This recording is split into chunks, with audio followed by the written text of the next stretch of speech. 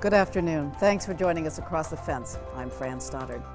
The emerald ash borer, also known as EAB, is an invasive insect that feeds on the wood of ash trees. Once a tree is infested with EAB, it's essentially dead. This map shows where EAB has spread since it was first confirmed in Orange County in 2018. The red areas indicate a confirmed infestation. Areas in yellow are considered high risk. Chances are the infestation is even more widespread because of how difficult EAB is to detect. And once a tree shows signs it's infested, it's already too late. Emerald Ash Borer Awareness Week is a partnership between UVM Extension, Vermont state agencies and departments, and the national organization Don't Move Firewood. We'll hear more about this effort in just a few minutes. First, we want to show how EAB impacts towns and municipalities. It's select boards and elected officials who have to reckon with the many costs of combating this pest. For one central Vermont community, the decision of how to confront EAB was bold, intentional, and hands-on. Here's Keith Silva. If you want to know how to identify an ash tree, just ask Paul Kate. White ash is one of three species of ash that we have here in Vermont. White ash, green ash, and black ash. The ash trees have opposite branching, and even in a large ash tree, if you look up in the tree, you'll notice that same branching pattern in the whole tree. This ash tree is located on Gallison Hill Road alongside U32 Midland High School. Kate serves on the East Montpelier Resilient Roads Committee along with Jeff Quetto, the committee chair.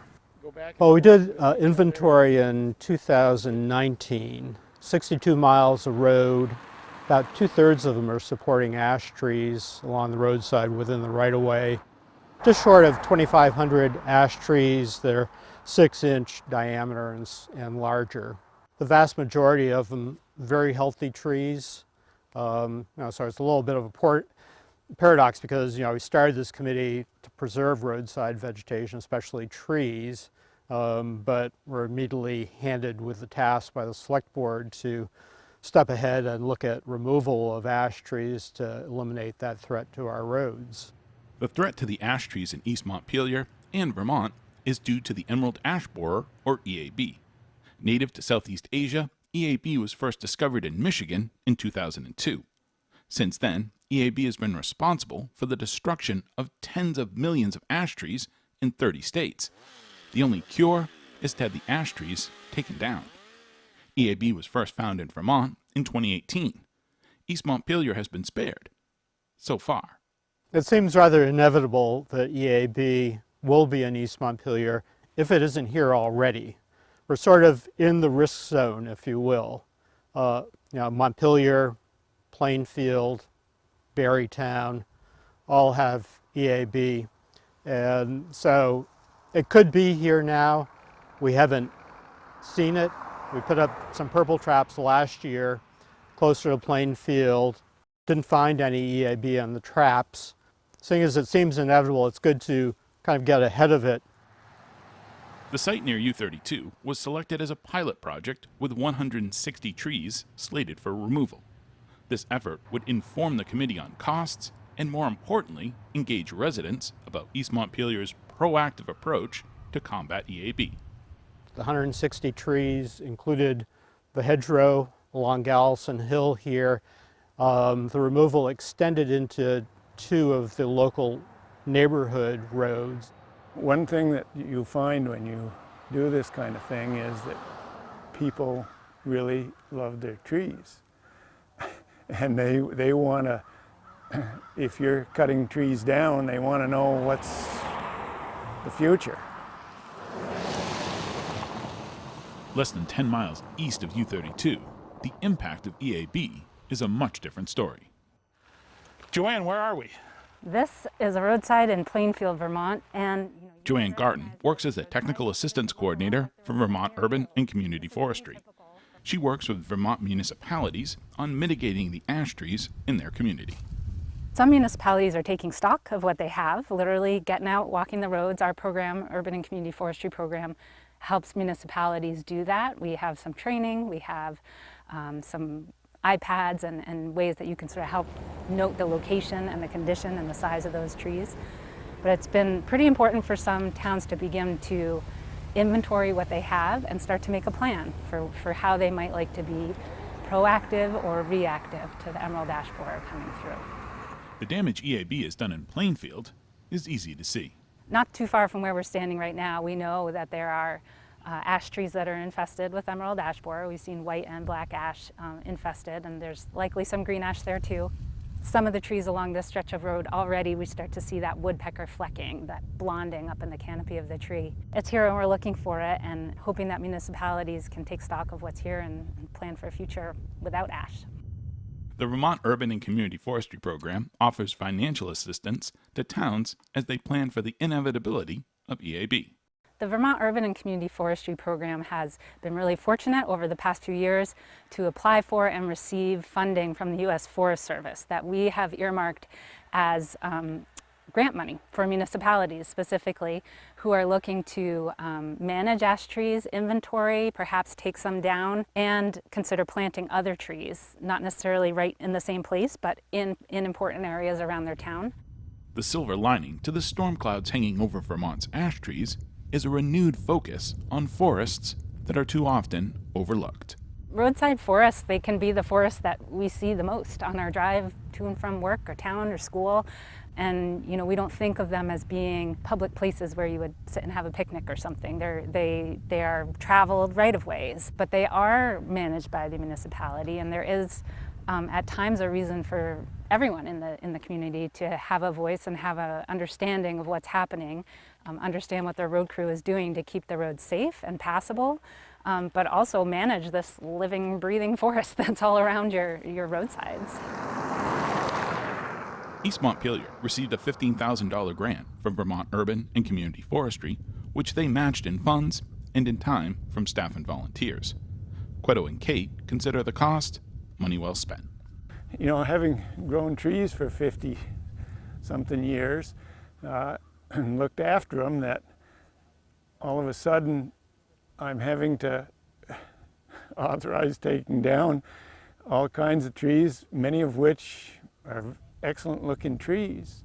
We're trying to make it into a positive thing as much as we can while we are doing the work of protecting the public safety. Now that the ball is rolling, we have a very supportive select board in town, and we seem to have community support as well. And for the safety of the road crew, for the safety of the traveling public, for our aspirations for future roadside vegetation in terms of holistic management, it makes sense. The emerald ash borer is here to stay. Vermont's ash trees may fade from the landscape, but the urban forest endures thanks to those who stand tall for Vermont's trees. In East Montpelier, I'm Keith Silva with Across the Fence. Thanks, Keith. A sad story, but joining me in the studio via Zoom is Ginger Nickerson. Well, maybe it's an emerald ash borer. She is the Forest Pest Education Coordinator with Vermont Urban and Community Forestry Program. Welcome so much, and that is a green to remember. So. Welcome. And we saw some of the telltale signs of EAB infestation in the video. Let's talk more about that and what people need to know if they want to identify that a tree is infested. Sure. There are a number of different symptoms and signs that people can look for. They're unlikely actually to see the actual emerald ash borer because it's the size, the adults are the size of a grain of rice, and they spend all their time in the canopy. So what we train people to look for are symptoms like branches dying back so that the canopy is thinning. As the tree is trying to get extra nutrients, it might send out side shoots that you wouldn't normally see. Those are called epicormic sprouts. And then sort of the best telltale sign is this blonding that we see behind me. That's actually caused by woodpeckers who are way better than we are at knowing where the larvae are. And so they start to hammer on the bark, flake it off, And you can even see some of the holes made by the woodpeckers. Right. So that's a really good indication that a tree might be infested. So then what do people do if they think a tree that they know of is infested? They should go to vtinvasives.com and click on the report it link and upload photographs of the tree. And then we have a team that includes the state entomologist, and will make a determination about whether somebody should come out and check the tree. They might even peel it, because the only way that you can really determine if a tree is infested is by peeling it and finding the EAB larvae. Okay. Well, clearly there's a benefit for municipalities to be proactive, and that's what was happening in East Montpelier and other places for road safety and other things. But how can people get involved with EAB awareness in their local communities and help out this effort? Oh, well, we really need to have boots on the ground. They can get involved with their community tree board if they have one. They can get involved with their conservation commission. Often it's the conservation commissions that are involved with doing inventories and management plans. And then we also really need volunteers to be boots on the ground and eyes on the trees, because state personnel can't be every place. So we have a volunteer group of resident scientists called Forest Pest First Detectors. Can join the Forest Pest First Detectors by going to vtinvasives.org and going to the Get Involved tab, and they will receive training in how to look for and monitor for EAB and other invasive insects. Right. Well, it's sad that the ash trees clearly are kind of on their way out, but we've got less than a minute, so camping season is about to start, and firewood contributes to this problem. It's probably how EAB originally got here. Yes, absolutely. If people remember nothing else, they should remember to not move firewood.